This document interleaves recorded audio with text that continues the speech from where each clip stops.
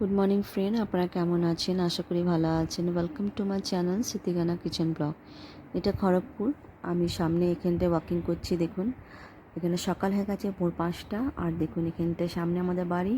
আর দেখুন কি সুন্দর চারিদিকে গাছপালা, আর পাখিরা খুব চিল্লামিল্লি করছে। খুব সুন্দর লাগছে আওয়াজ। দেখুন খুব সুন্দর লাগবে আপনাদেরও।